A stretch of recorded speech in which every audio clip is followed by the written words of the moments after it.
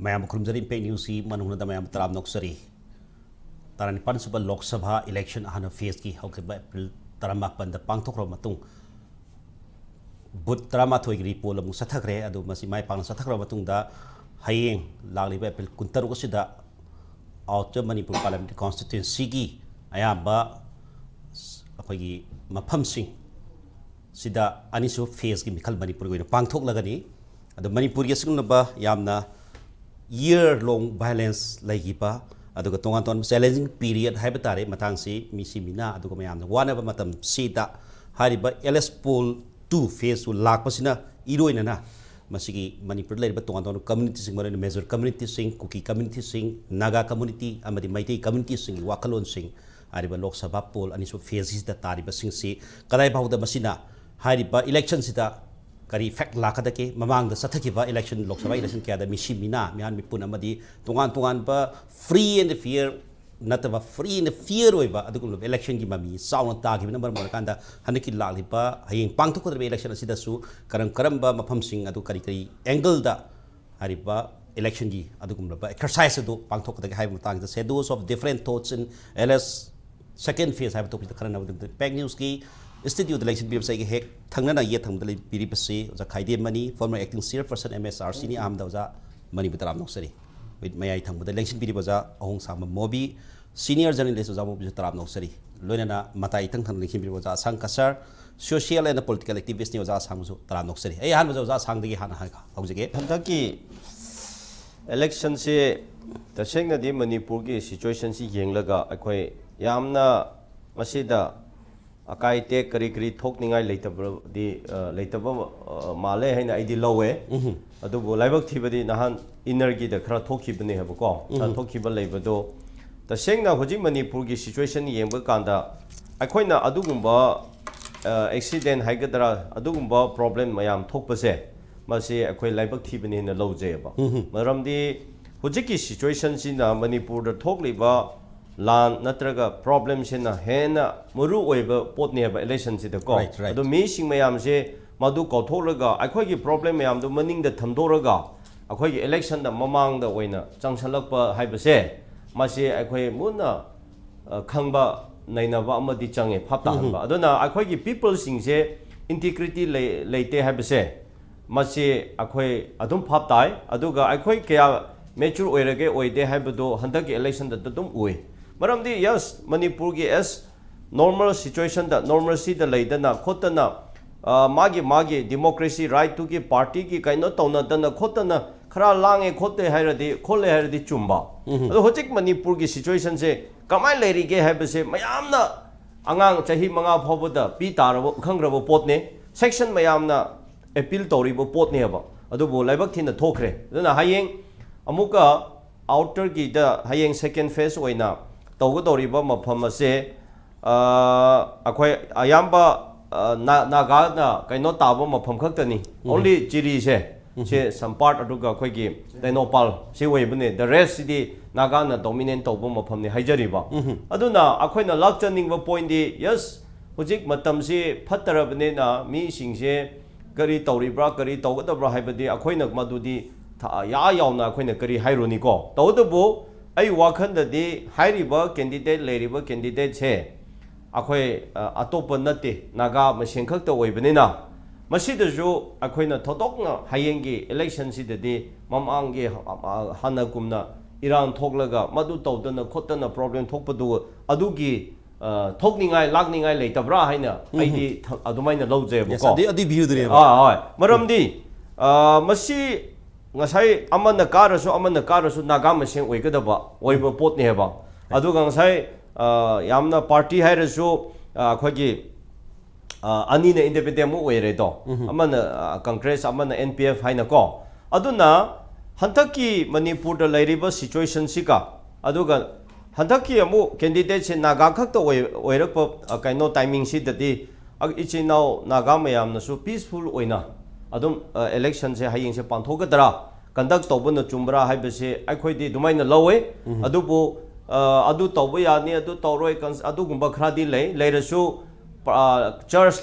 tarapti ki leader ki ahan sing aduga section society kaya nusu madu tawbu yaro appeal peaceful oina magi right to franchise to exercise tawbiro haibasidi section kaya degi appeal di tawrakre ba adu madu tawrakrabne na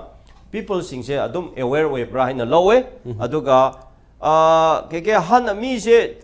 after 2 years 3 years 5 years the every situation every environment se honge adu hojiki phana yam na khoina du hairasu people singse hana degi yamna de khenna kare hojiki lepka daba aina support to mana phagani mana si pharoi mase du hairasu adu tawbo yaroi adu da chalo haba khara dum chatana leresu ayamba na di akhoi ocean du da ko magi kaino du da right to the mana apamba da thadagni habsidi lepna bu male aduna force oirasu any muscle money power oirasu chinarasu ai wakhang da di yamna hojik success di oiba ngamlaroi haina gi ga yam khenna khare ba ko adu tampak tu su tawrarasu tawbu ngamdari sidi yam do media thoraktana ko tonare adu gi yes mayam to kina de ba adu maina hojik jing da su ai wakhanda people singse youth singse mi gi mindset se yamna ahongba ma leikre aduna masi gi changes lakpanena thana gi hana tawrame tawbi ya haina formula apply tawgdabado hojikti madu khara lubra haina lowe yanan da khana sumaina thamye free and fair election ebsi gi Indian system of democracy sida magi electoral system masa asina adum free and fair election sidi oigeda ba mante general oina kare yana phaba patabadun amaniko maramdi aikhogi constitution na election gi law leiriba mayam sina power paiba mina power paina bol le pe yaba oyaba chief minister oina mantri oina mla oina aduga power paiba party do power paina prime minister oina aduga MP oina ruling party na adum lepe yaba congress na pairabisu BJP na pairabisu aduna he hobada ko constitution da power pairi baga power pai da opposition or others aduga thengna ba haiba malak pase machina he hobadagi congress na power pai da na patu chai kaya ma pairagala eba because of magi power duna adudagi amuk magi Faimaladana Madugi anti incumbency Karino Karnamayam home Lakpadigi Adamaita Udana Sana Piva Silmiti Indira Gandhi Hiro Mahiro Tobudi Fa Launam own give the gi Adudagi Amuk San Laktana say Nipuyankai Umpu Maratamacha Talurapsu Congress no Pire Lakpado Hosichai Mapan Tarachi BJP Nam Piredana Adul aduna sigumbagi power pairga election tawbasida phana haib sabani madu free and fair na haibasidi kharadi hantaradam oiraroyaba power pairi duna idi kaim tawjaroy na haibeda hoji nominate to bonar kaneba adudi masana dum tabani mana mamangai da phone no leitringai mobile leitringai dan amani ko hoiti rai ne torga basa loge chu de pige harab chu phone de yare mobile de yare internet yam yare bako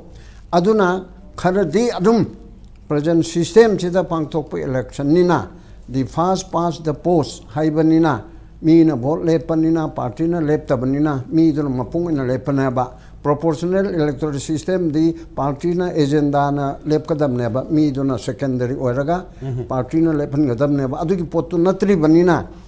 free and fair election generally masing hantabadi less oina tawbidi ai free and fair election si park oibeda khar waganeba aseng ba free and fair do oiroyaba ado hoji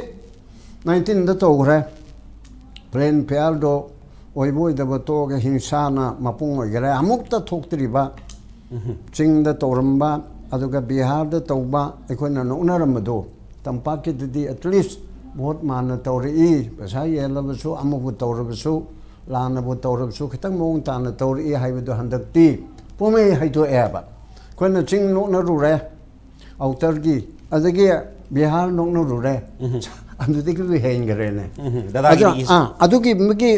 vote adugi migi mong adu da tampak ta hona la khare khwaidigi luribdi koi chason libro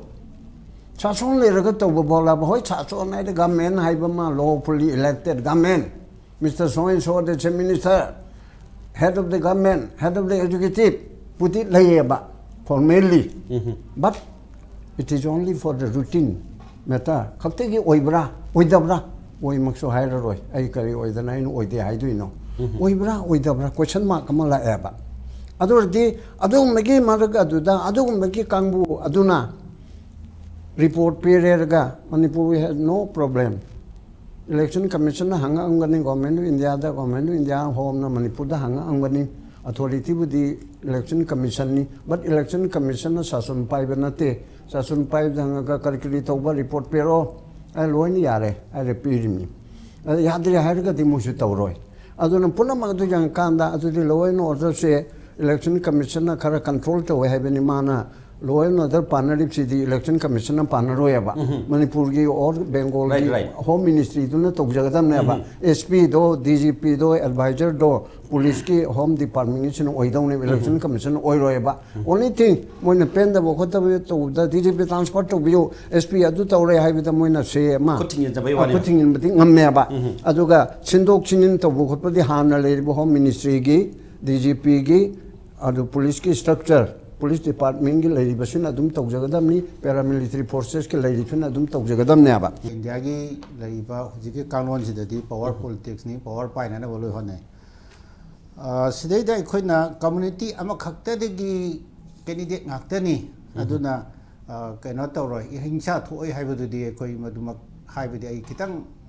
ai gi wonde hajanindra marandi energy tawdo khoi community am de gi candidate ngakta na hingsa thoi sidi community si marakta party gi mulakani adegi ai gi ba sagai da thing sagai picture lakane ba sum power politics de sum picture lakane ba ada akhoina yengba yari si hogi ba 2019 ki election da kari tawgi ge su ha phe yengom change matam do de se example loina in Manipur parliamentary constituency da repoll si try to yong phom chumi repoll ma phom try to chi tar ke no da irang to ki bai ne kai gum khar pam de ba khara sidai da amuk su yeng yari se ai khoi gi thungju da hai jara ge go mi gi da hai draso 5/32 hoidana si na mukki 2019 da re-election to webo repoll to webo aduga handak na 5/31 ek lo na ba police station ne bo anana 5/31 ne repoll to ri se adigi thangna ba kairau da hogi ba da 4 police station repoll to webo handak su dum to widana mardi kana da hana to yo phom je kai go khra dum lai bo ada handak pangthok ki ba outer gi mafam khara ko assembly constituency tranga gi election sida haugi ba election da repoll to gi ba mafam mari khakta ne yaw se se henglep da mafam hom repoll to gi namu gi da aduga chandel da ma tawi ai kendra ni sidi ri kana to gre ba hanan election du yaw gre ba phoi lem hori ba kendra sing ji da koi lakadoi si mamangi election da outer gi 19 ne bu pulap na repoll to se sidai da mau khakta da mau assembly constituency da mafam nipa na repoll to webo adigi kenoda akhoi gi singai da ohum tawi ukhul de am khatang tawre adi karwong su ani khak tawre tadu bisam khatang tawre adordi maru oina si mau gi posi handak su dum lakpi ayo marandi loidam lak kani habi gi dinate ko haugi da tawri ba khara je handak su khara di nu thorok ya bagi aki wadum leyo aduna singda leibasi tamda leibasi aduna khenabi ka su leite sidi power politics da di power paina bo hona bai si aina ngamje bo pambai si leisinare right adagi pambai sinar kandu da khogi aina yada ba khulai pai ba kamu ai neksa gera adagi aina ai pangan puthok se gera karino aduna mai ngamje ba sakti leigre ana hoji ekhoina yengbo yari se election jigi ahan ba khogi notification aduga schedule si laktagi mamang hai tare ko sidai da naga singi oiba common candidate puthokna bo honara me adubu laibok fabadagi khogi schedule tribe ki reserve quota ni na naga natraga kuki khatang lep kadong ni na kuki na sulep he lepok tabdi naga khakta hobane adu wargadi reserve candidate puthokna ba khogi single candidate puthokna ba hotna gi ba kambu duna kanano ama sogal eng khalagadi atop to ka haningoy si ata afongna ba pon hatane ana sigi posi ekhono yangyari se ukhul gi mafam khara da mikhal gi campaign da akhoi noi ka pa akhoi thengna gre adigi tamai subdivision hai ra none gi state da independent candidate amagi function thugai gre Tamenglong da firal sing dhare adum hingsa dum tawri ba mi mak noi ka pa phu ba chai ba to na to election ji disturb tawri disturbance kara dum lai thoi already election ji disturb tawri bani na vote kananaba kaningbadini tawrese magi campaign tahondaba mana wanganganaba mai meeting tahondaba ji magi afabaduna aigi phatabadu hai dore natraga aigi posi manen phagi dore aki bam yawdine ba campaign tahondrise adedi madugi campaign tahondabagi mami do hay election da soidin dargane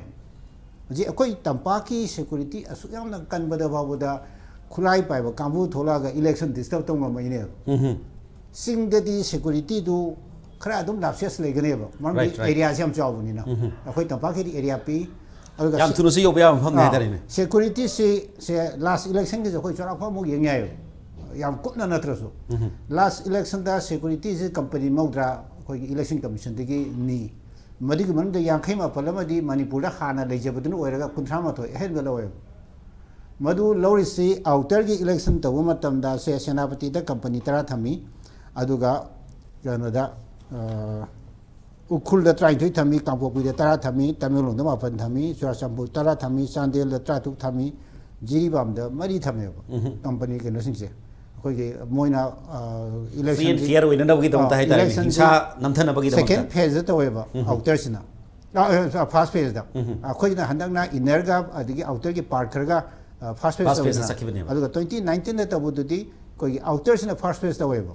अदा 90 company जी सिनगी अदा हंदकती अखोइना 150 company निदना election commission दिगी अखोइ state ना election पांगथोक यानबा नी दिसे 150 सी सीना deploy तौद मसिंग बदि खरे हंग कनेबो सीना deploy तौरगे election पांगथोक पद inner दा अखोइ इरांग control तौ वाखरि ने ओइ अखोइ रिपोर्ट दबदि फुली सिक्योरिटी प्रोवाइड तौरगा कनबदि तौरे अदुबो कोइ पुलिस ऑफिसर हमना मीडिया दमान फंगथोक पदि सिक्योरिटी अहोम ब लेते हायो अखोइना दि सिक्योरिटी अहेन बा रीइंफोर्स तौरे यम ना हाइदे पुलिस ऑफिसर हाबदि अहेन बा सिक्योरिटी की तोइलोको लेते कोई हानगी दुनी है बा तबुदो खेनरिसे मागी दो माई वर्सन दो लाली है दिना से माना हाइनिंग दो पोलिंग स्टेशन अमदा पीरिबा सिक्योरिटी दि हानगी दुनी है दुनी बट मपान की अकोइबदा लेरिबा एटमॉस्फेयर दुदा अखोइना उरिबा पोतोदि अहेन नो फोर्स मयाम अम सिनरेबा मानु केनोदा एनी पामदबम थोरो कांदा खुदकता कंट्रोल तो यानबा ना पुलिस स्टेशन की दि लेंग दे है अदु सुमे अना हुजिक लेदोरिसी आउटर की तौरकांदा पुलिस स्टेशन जी इनर दे की मोइन मसिंग यामी अदुबो हायेंग पांगथोक दसुदी पुलिस स्टेशन बदि खर हंदरनी पुलिस स्टेशन माना असेंबली कंस्टिट्यूशन ट्राउम दो खतंग नायरमिना पुलिस स्टेशन जो आई मसिंग बुति सब सब खंगेद्रे को वोटर जो ऑलमोस्ट लाख तरुक की मेयादनी कशु याम द्रेबो वोटर जो याम द्रेबो अदुना सिदैदा सिक्योरिटी सी फुली कन्फाइन तो होलगदी कंट्रोल तो बुदि खजितंग लाइगनी अदु ओइरा भाबुदा कोई हाना दौना आईदी बूथ कैप्चर की नत्रगा रिगिंग की नत्रगा प्रॉक्सी वोटिंग की व्हाटएवर खर सोइन तौगनेबो